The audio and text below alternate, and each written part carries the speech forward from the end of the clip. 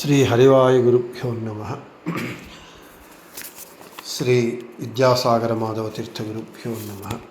శ్రీ జగన్నాథ దాస గురుభ్యో నమ.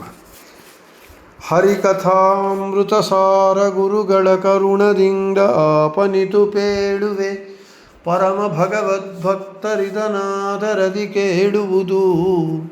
ಭೂಸಲಿಲ ಶಿಖಿ ಪವನ ಭೂತಾಕಾಶದೊಳಗೈದೈದು ತನ್ಮಾತ್ರ ಸಹಿತ ಒಂದಧಿಕ ಪಂಚಾಶತ್ವರ್ಣ ವೇದ್ಯ ಈ ಶರೀರದಿ ವ್ಯಾಪಿಸಿದ್ದು ಸುರಾಸುರರಿಗೆ ನಿರಂತರದಲ್ಲಿ ಸುಖಾಸುಖಪ್ರದನಾಗಿ ಆಡುವ ದ್ವೇಷಿ ಪರಬಡಿವ.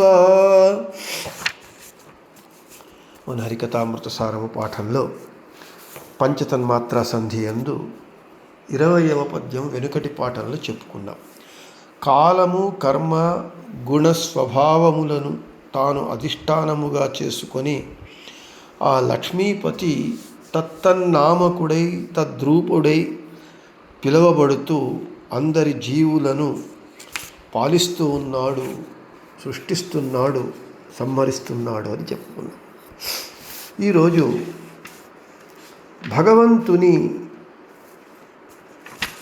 మనము ఏ విధంగా ధ్యానించాలి, భగవంతుని మనము జ్ఞానము, భక్తి, కర్మల చేత వాణ్ణి మనం ఉపాసన చేస్తే వాడు ప్రీతుడై మనలను అనుగ్రహిస్తాడు అని చెబుతున్నారు.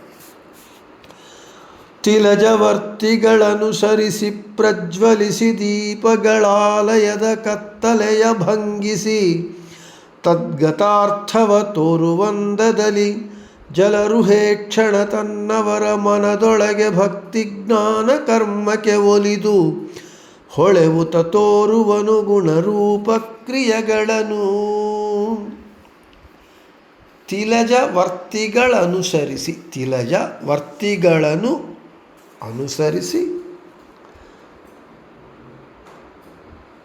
ಪ್ರಜ್ವಲಿಸಿ ದೀಪಗಳು ಆಲಯದ ಕತ್ತಲೆಯ ಭಂಗಿಸಿ ತದ್ಗತ ಅರ್ಥವ ತೋರುವಂದದಲ್ಲಿ ಜಲರುಹೇಕ್ಷಣ ತನ್ನವರ ಮನದೊಳಗೆ ಭಕ್ತಿ ಜ್ಞಾನ ಕರ್ಮಕ್ಕೆ ಒಲಿದು ಹೊಳೆವುತ ತೋರುವನು ಗುಣರೂಪ ಕ್ರಿಯೆಗಳನ್ನು. ప్రతిపదార్థము.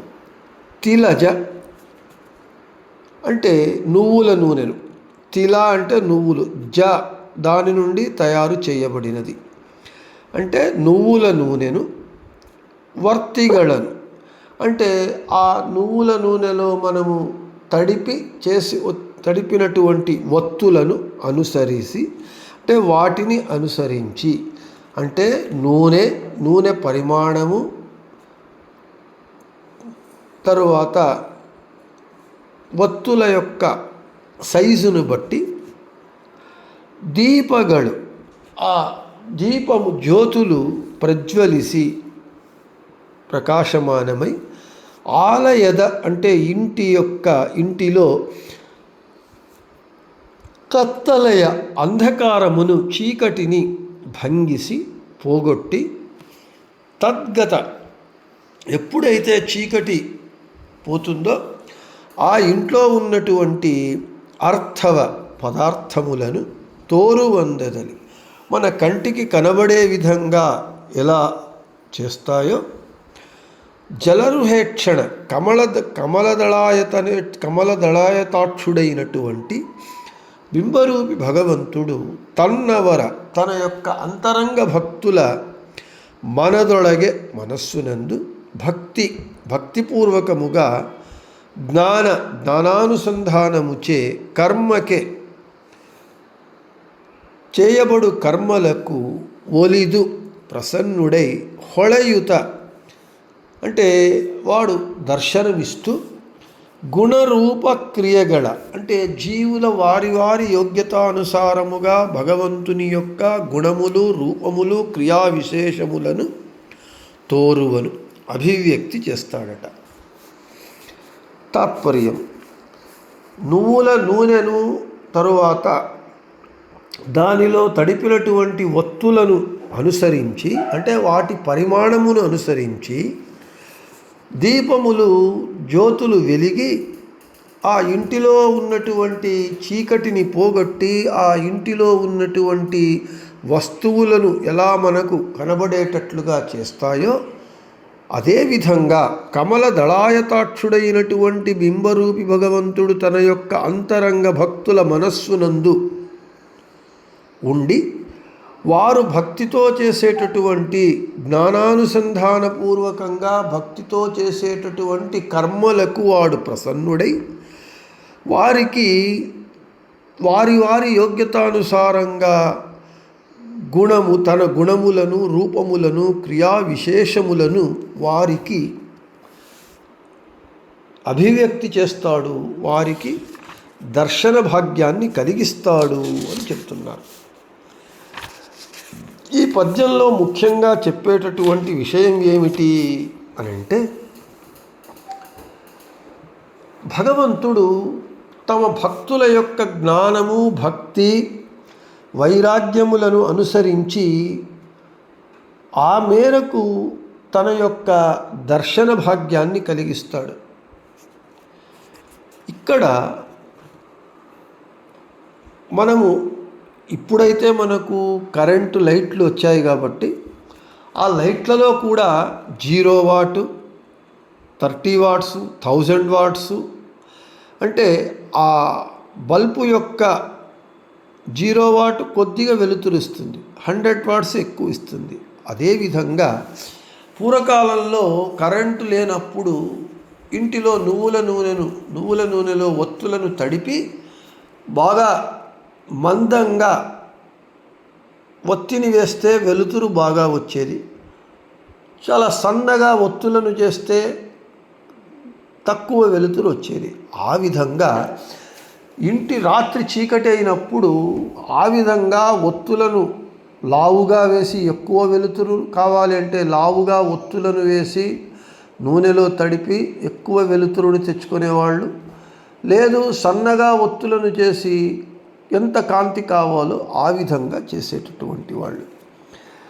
అదేవిధంగా జీవులు కూడా తమ యొక్క స్వరూప యోగ్యతకు అనుగుణంగా భగవంతుని జ్ఞానము, భక్తి, వైరాగ్యములతో వాణ్ణి ఉపాసన చేస్తే వారి యోగ్యతానుసారంగా భగవంతుడు తన గుణములను, రూపములను, క్రియా విశేషములను వారికి దర్శనం కలిగిస్తాడట. ఇక్కడ ఒక వ్యాఖ్యానకారుల వారు ఈ విధంగా చెబుతున్నారు.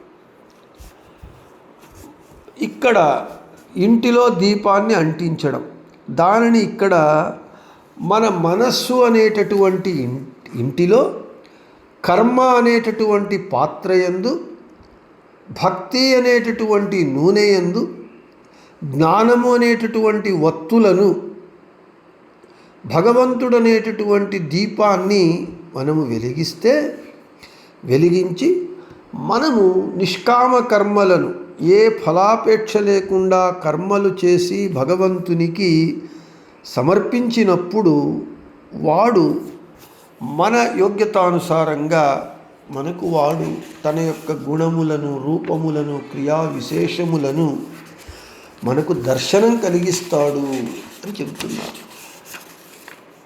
మొత్తానికి జగన్నాథదాసుల వారు ఈ పద్యమునందు మనకి ఏం చెబుతున్నారు అని అంటే, మనము ఎంత ఎక్కువ జ్ఞానము, భక్తితో ఐహిక విషయమునందు వైరాగ్యాన్ని పెంచుకొని భగవంతుని యొక్క గుణగానమును చేస్తామో, భగవంతుని యొక్క ఉపాసన చేస్తామో, ఆ మేరకు భగవంతుడు మనకు తన యొక్క దర్శనాన్ని మనకు కలిగిస్తాడు అని చెబుతున్నారు ఈ 21వ పద్యంలో.